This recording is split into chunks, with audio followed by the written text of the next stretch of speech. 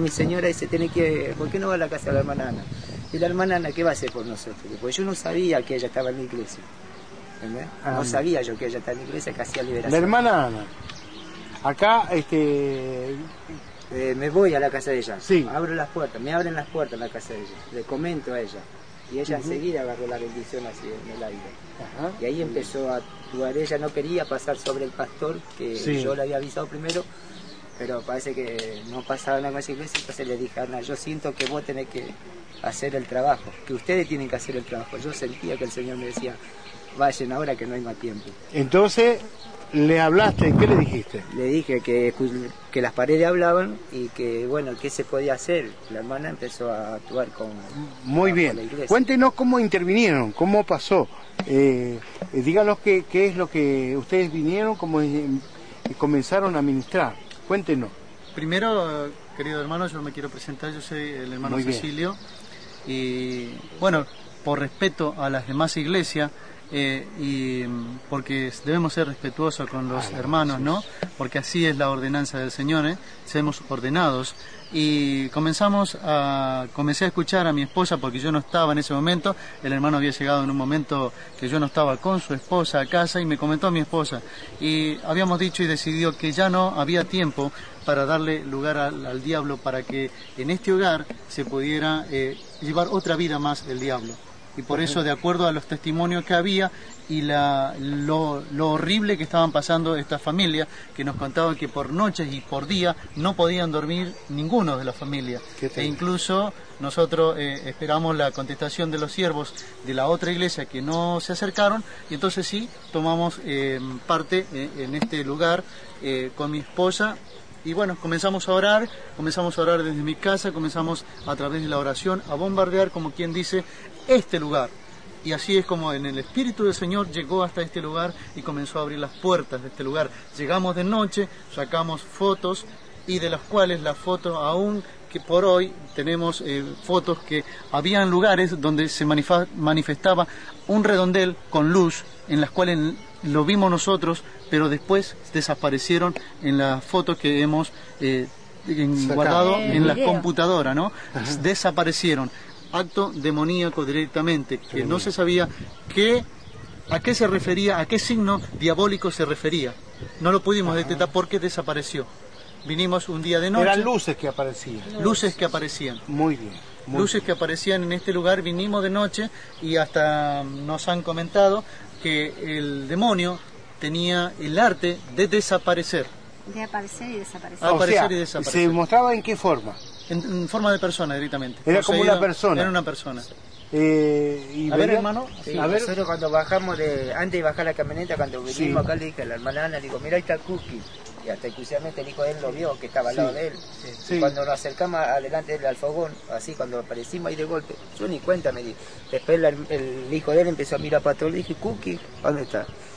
No sé. No está. O sea, se aparecía y desaparecía. Exactamente. Amén. Dígame, mi hermana, ¿qué experiencia usted tomó más en cuenta de lo que le ocurrió? Al estar ministrando, al venir juntamente con su esposo a ministrar.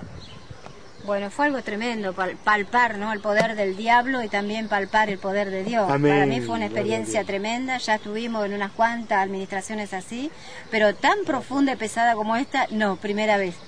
¿Cómo fue que se manifestaba el enemigo contra ustedes? Con las voces y, como decían los hermanos, tiró todo, rompió todo, pero lo que más pudimos escuchar fue cuando llegamos nosotros a la noche, casi a las 10 de la noche, eran las voces que hablaba, y cuando le ordenamos al demonio que suelte primero entramos a la casa, tomamos la tierra, tomamos los árboles, rodeamos la casa, la atamos, todo, tomamos las paredes y recién entramos adentro.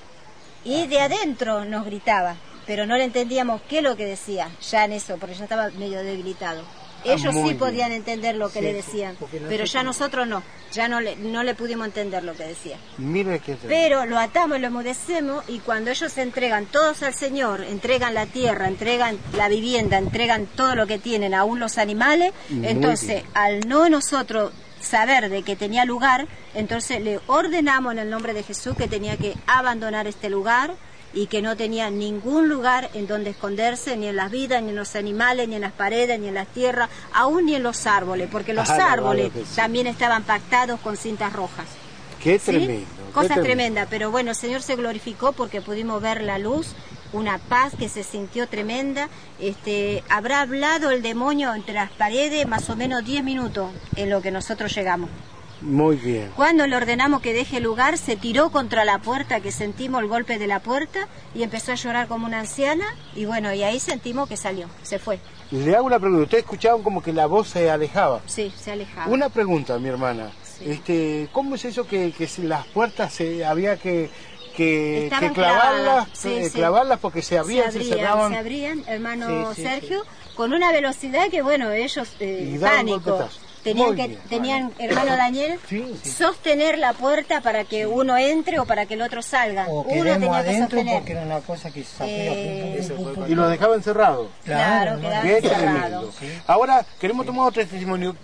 ¿Tuviste alguna experiencia vos conjuntamente en este lugar? Sí, que el Señor nos guía en el lugar donde estaba pactado este lugar. Le decíamos a la hermana y también en la oración de la casa también. Nos guiaba en la palabra. Son interceptores, sí. Bueno, muy bien. Estar Agregar algo más. Participando. Desde nuestra casa tomamos la estrategia de venir de noche y habiendo hecho un poco la sanidad de los hermanos, como pudiéramos decirlo, rapidito. Sin esperar, sin darle lugar al diablo. No, porque ya era emergencia. Ya era emergencia, como dice mi Gloria a esposa, Dios. era emergencia este lugar porque el diablo se lo llevaba. Ellos querían abandonar este lugar y nosotros dijimos no puede ser. Nosotros siendo hijos de Dios, viniéndonos a pedir ayuda, no podemos dejar de lado este trabajo, este ministerio que tenemos nosotros, lo queremos poner en cumplimiento del Señor. Entonces vinimos de noche, acá vinimos a visitar al hermano y bueno, abrimos las puertas, empezamos a bendecir el dormitorio donde él vivía. Esas ventanas no se abrían porque estaban clausuradas directamente, las ventanas estaban clausuradas, pactadas por el gauchito Gil, pintadas de rojo y algunas marcas en las paredes, signos. Las paredes todas arañadas. Ahora, ¿quién había pintado esas paredes? Eso no lo sé. Bueno, Cuando ustedes compraron acá, ¿estaba así? No, o sea, nosotros cuando ya estábamos de chiquitos, porque los dueños de acá eran portugueses. Sí. Brasileros y portugueses. Y en vida de mi finada mamá, ella era sirvienta de ellos. Cuando mi mamá se separó de mi papá, el dueño le dio esta casa para que viva. Sí. Entonces, cuando vinimos de chiquito con mi mamá, que nos criamos ya de hace años acá en esta casa, ya era una casa vieja, antigua. Y ya se veían cosas en las paredes, ¿sí? No, pero como mi mamá decía, no, a mi hijo se lo tapamos con pintura. No, son cosas que han hecho antes los pibes, habrán dibujado. Y bueno, fue quedando así, pero eso nunca se borraba de las paredes. Siempre se mantenía en luz. Bien. Y se Ahora, formaron como imágenes, cara, Hay una cruz que se formó toda una imagen diabólica, un hombre fuerte, tremendo. En la pared. Sí, en las paredes. Le hago una pregunta.